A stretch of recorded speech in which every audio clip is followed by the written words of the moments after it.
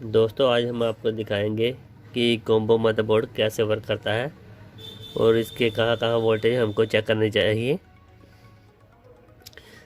चलिए स्टार्ट करते हैं।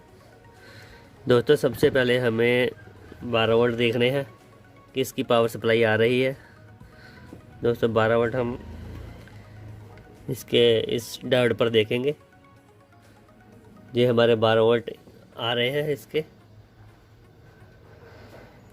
दोस्तों फर्स्ट सप्लाई होगी ये 12 वोल्ट। दोस्तों इसके बाद सेकंड सप्लाई इसकी चेक करनी है हमने 5 वोल्ट। ये 6 पिन रेगुलेटर लगा होगा।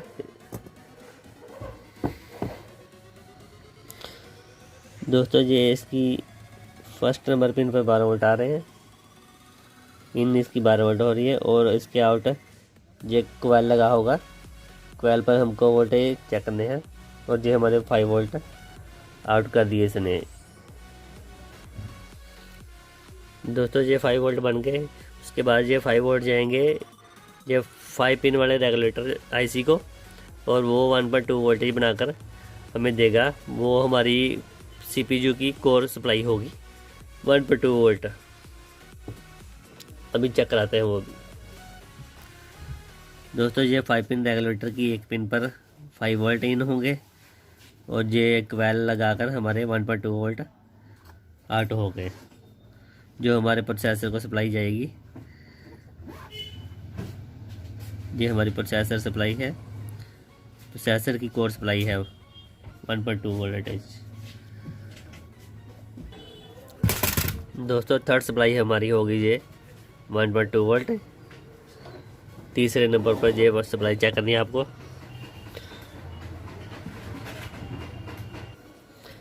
दोस्तों फोर्थ सप्लाई होगी इसकी 3.3 वोल्टेज।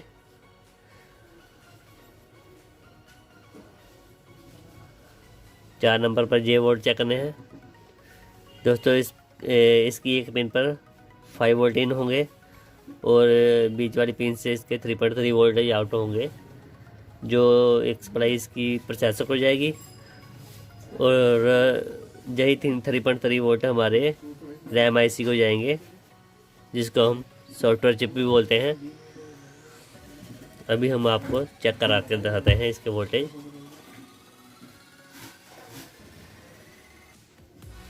दोस्तों ये है हमारा फोर्थ सप्लाई वाला रेगुलेटर। इसकी फर्स्ट नंबर पर हमारे 5 वोल्ट इन होंगे और बीच में से 3.3 वोल्टेज आउट होंगे, जो कि हमारी रैम को जाएंगे। ये पॉइंट से दूसरी तरफ हमने वोल्टेज चेक करने हैं 3.3 वोल्ट, जो इसका गोल वाला पॉइंट होता है उसकी सामने वाली साइड पे साथ वाली दोनों पिन पर वो हमें वोल्ट मिलेंगे 3.3 वोल्ट। दोस्तों सिर्फ यही 4 मेन वोल्टेज है जो हमें चेक करने हैं जब ये स्टैंड बाई ना होता हो, या कोई भी इसका इंडिकेटर ना चलता हो। तो हमें सबसे पहले बस लाइन वाइज यही 4 वोल्टेज चेक करने हैं और आपका फॉल्ट क्लियर हो जाएगा। इनमें से कोई ना कोई हमारा रेगुलेटर मिस करता है, कोई ना कोई वोल्टेज निकालना बंद हो जाता है।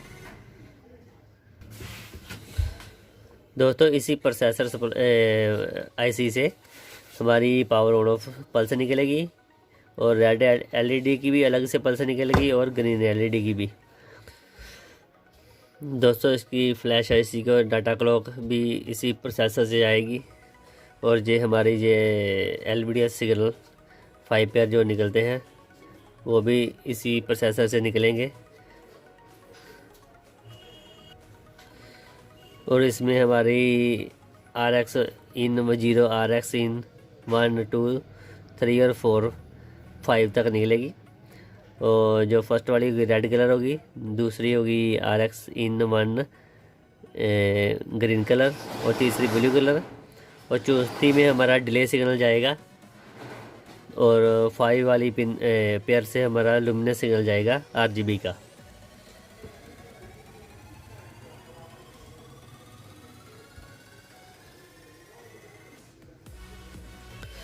दोस्तों ये हमारी ऑन ऑफ वाली पल्स होगी जो हमारे सेट को ऑन करेगी। और हमारी बैक लाइट को ऑन करेगी, स्टैंड बाय ऑन ऑफ वाली पल्स। उसके लिए हमारा ये एक ट्रांजिस्टर लगा होता है, आप देख सकते हैं ये वाला। ये इसकी एक साइड 5 वोल्ट आते हैं और दूसरी साइड आउट 5 वोल्ट होकर इसकी ऑसिलेटर चिप को जाते हैं। तो ये हमारी बैक लाइट ऑन ऑफ होती है इसके थ्रू। और ये हमारी एक पिन निकलेगी इसमें से बैक लाइट डिमर की। ये हमारी बैक लाइट को कम ज़्यादा करेगा। अभी हम ऑन ऑफ करके दिखाते हैं आपको इसकी बैक लाइट। चलो दोस्तों, कई बार हमारा जो stand up stand by on होता है लेकिन हमारी बैक लाइट नहीं चलती। उसमें सर दोस्तों ये मॉसफेट लगा होता है जो हमारे इस प्रोसेसर चिप को, ऑसिलेटर चिप को 5 वोल्ट ऊपर भेजता है। ये 5 वोल्ट हमारे सेट ऑन होने के बाद ही आएंगे। ये हमारा सेट ऑन हो गया और ये 5 वोल्ट आ गए हमारे। इसके बाद हम ये ट्रांजिस्टर हमारा ओपन हो जाता है, तभी हमारी बैक लाइट बंद हो जाती है चलनी। हमें जब भी ये फाल्ट आए ये ट्रांजिस्टर चेंज कर देना है और आपका सेट ओके हो जाएगा। दोस्तों इसी तरीके से हमारी LVDS की सप्लाई आती है।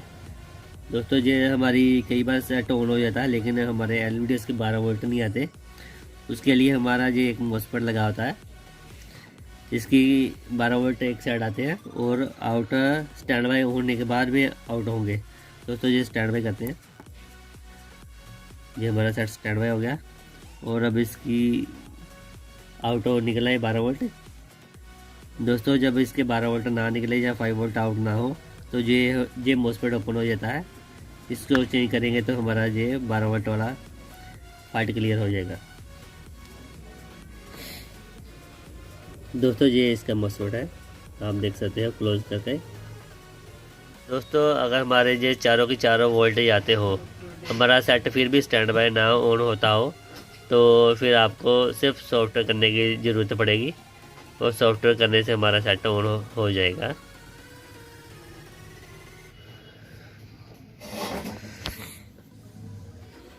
दोस्तों ये दूसरी की सप्लाई बैकलाइट की सप्लाई है और इसी सप्लाई से ये मॉसफेट ऑपरेट होगा बैकलाइट का।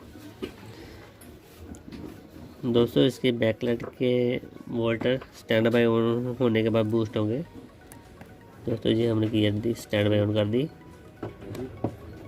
दोस्तों ये इसके 74 वोल्ट होने के बाद डाउन हो गए। जब तक इसकी बैकलाइट नहीं लगेगी ये ऐसे ही अप होकर डाउन हो जाएंगे। इसका मतलब कि आपका बैकलाइट इन्वर्टर ठीक है।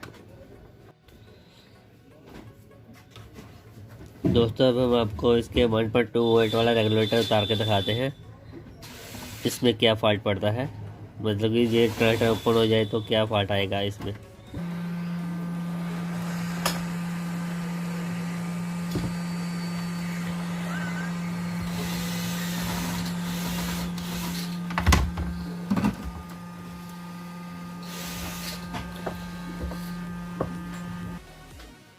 दोस्तों इसका हमने रेगुलेटर तार दिया। अब हम दिखाते हैं, ये हो गए इसके 1.2 वोल्ट बंद हो गए। अब हम आपको दिखाते हैं ये ऑन होता है कि नहीं ऑन होता है।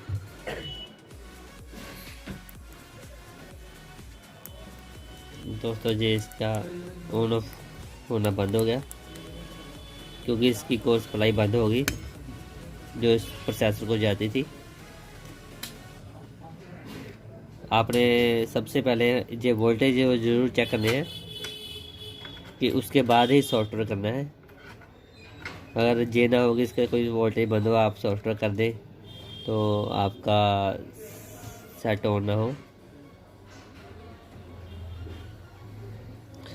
दोस्तों अब हम आपको 5 वोल्ट इसके बंद करके दिखाते हैं उससे क्या फॉल्ट पड़ता है।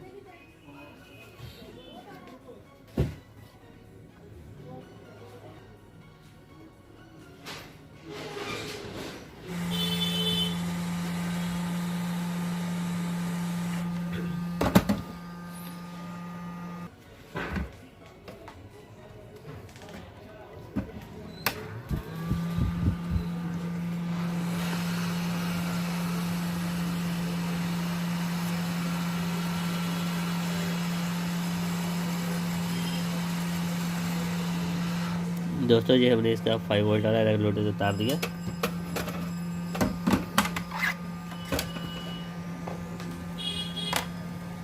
अब हम आपको दिखाते हैं इससे क्या फाल्ट आएगा।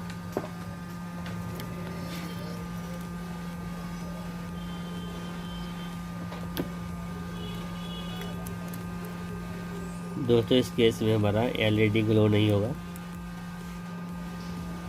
इसलिए इसका जब भी कोई एलईडी ग्लो ना हो या स्टैंड बाई ऑन ना हो, इसके 5 वोल्ट और 1.2 वोल्ट जरूर चेक करने हैं।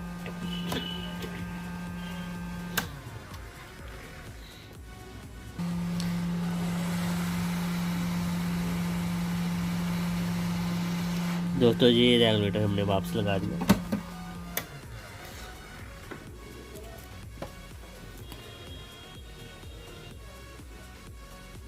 दोस्तों ये 5 वोल्ट का रेगुलेटर लगाने के बाद हमारा एलईडी फिर ग्लो हो गया और ये पावर ऑन ऑफ